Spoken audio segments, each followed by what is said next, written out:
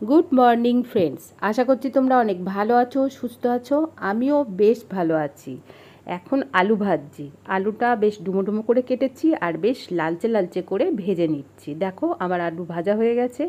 এখন আমি এখানে রান্না করব এঁচোড়ের তরকারি, মানে ওই গাছ ফাটা। তার জন্যে ফোড়নে দিয়ে দিলাম তেজপাতা, শুকনো লঙ্কা।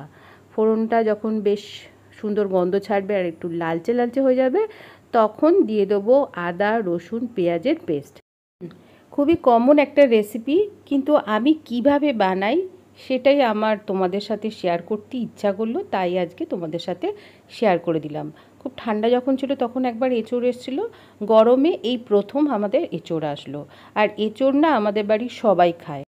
আগে তো রিয়া খেত না অনেক কিছুই, কিন্তু এখন রিয়া সবই প্রায় খায়। কিন্তু জিসা সব কিছু খায় না, সেই জন্যই বললাম এঁচোড়টা আমরা সবাই খাই, কেননা জিসাও এঁচোড়টা খুব পছন্দ করে।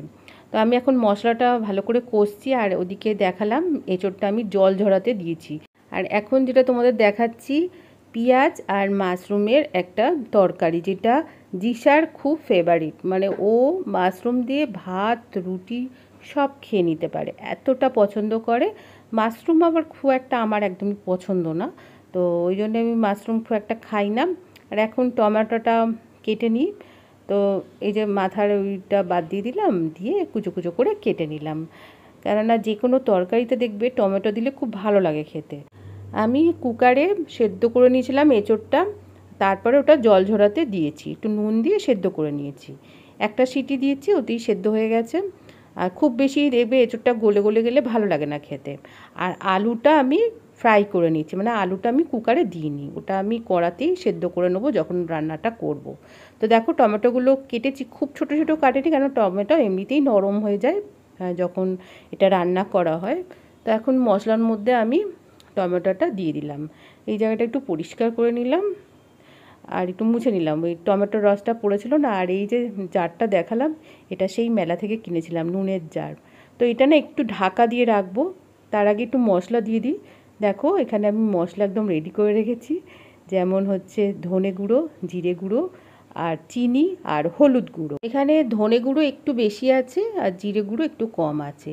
চিনি একটু না দিলে দেখবে রান্নার স্বাদটা একদমই ভালো লাগে না খেতে, সেই জন্য সামান্য একটু চিনি দিলাম। একটু জল দিয়ে দিলাম, জল দিয়ে এখন মশলাটা সুন্দরভাবে কষাতে হবে, যাতে এর থেকে একদম তেল ছেড়ে দেয়। তো এটা এখন সময় নিয়ে আমাকে কষাতে হবে। তো চলো, রান্নাটা দেখে অবশ্যই আমাকে জানাবে কেমন লাগলো। আর এই যে দেখো তেল ছেড়ে দিয়েছে, মশলাটা বেশ ভালোভাবেই কষানো হয়ে গেছে। এখন যে ভাজা আলুগুলো রেখে দিয়েছিলাম, ভেজে আলুগুলো, সেগুলো এই মশলার মধ্যে দিয়ে আরও কিছুক্ষণ কষিয়ে নেবো। তাহলে আলুটা কষতে কষতেই নরম হয়ে যাবে, কেননা আমার মোচা বলছি, এঁচোড়টা অলরেডি আমার সেদ্ধ করা ছিল, সেই জন্যে আলুটা আমি আগে দিলাম। দিয়ে এটা কষানোর পরে যখন এটা বেশ নরম হয়ে যাবে, তখন আমি এঁচোড়টা দেবো। তো দেখো বেশ সুন্দরভাবে কিন্তু কষে গেছে, আর আলুটা দেখেছো সেদ্ধ হয়ে গেছে। তো এখন আমি সেদ্ধ করা এঁচোড়গুলো দিয়ে আরও কিছুক্ষণ এটাকে কষিয়ে নিয়ে তারপরে জল দেবো। আর আমার কড়াটা একদমই ছোট হয়ে গেছে, বোধহয় বুঝতে পারিনি যে কড়াটা এতটা ছোটো, মানে তরকারি বাইরে পড়ে যাচ্ছে। তাই আমি ফোনটা রেখে, যেহেতু যে স্ট্যান্ডে ভিডিও বানাচ্ছি না, মানে এক হাতে ফোনটা ধরে ভিডিও করছি আর এক হাতে রান্না করছি, তো সেই জন্য ওটা আমি ফোনটা রেখে দেখো ভালো করে মিশিয়ে নিলাম।